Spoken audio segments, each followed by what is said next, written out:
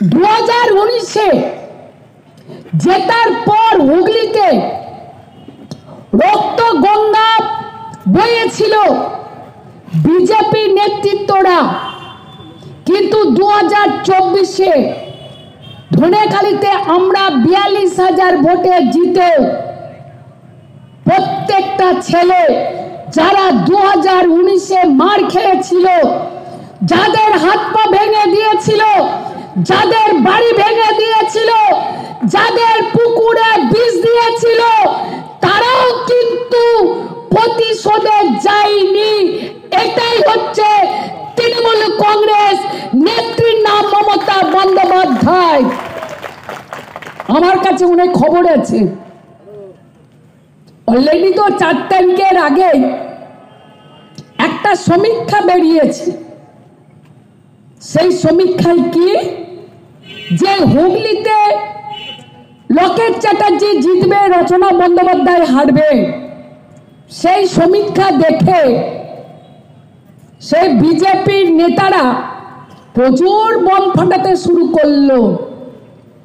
আর আমার কাছে খবর আছে, একটা পার্টি অফিসে টাঙ্গি, তীর, ধনুক, বাইরের কাঠারি থেকে শুরু করে এমন কোনো অস্ত্র ছিল না, তারা মজুত করে রেখে দিয়েছিল যে 2024-এ জিতবে আর তৃণমূল লিডারদের মারবে। এটা তারা করে রেখে দিয়েছিল। আমরা তাই বলতে চাই যে আমাদের সাংসদও বলেছে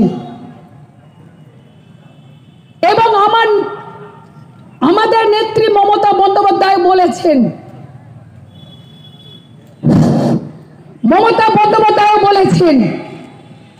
যে উন্নয়ন সবার সাথে করতে হবে। তাই যারা ভোট দিয়েছেন তাদের যেমন উন্নয়ন হবে, আর যে ভাইরা, দিদি ভাইরা 100 দিনের কাজ যাদের বন্ধ করে দিয়েছে, ঘর বন্ধ করে দিয়েছে, তাদেরকেও ভোট দিয়েছেন, তাদেরকেও বলি প্রস্তুত থাকুন।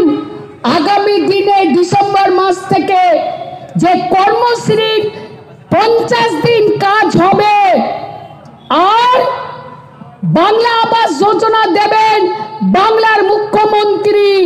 যেমন আপনাদের ঘরে লক্ষ্মী ভান্ডার, স্বাস্থ্য সাথী থেকে শুরু করে, কন্যাশ্রী থেকে শুরু করে, কৃষক বন্ধু থেকে শুরু করে পৌঁছে গেছেন, তারপরেও বিজেপিকে ভোট দিয়েছেন। আমরা বলে যাচ্ছি, আগামী দিনে আপনাদেরও আমরা আবার 50 দিন কাজ দেব, 100 দিন 50 দিন কাজ দেব এবং বাংলা আবাস যোজনা দেব। এটাই হচ্ছে তৃণমূল কংগ্রেস, এর নাম মমতা বন্দ্যোপাধ্যায়। উন্নয়ন প্রত্যেকটা বাড়িতে বাড়িতে পৌঁছাবে। এটা বিজেপি দল নয়, কারণ 2021-এ বিজেপি তারা যখন বাংলায়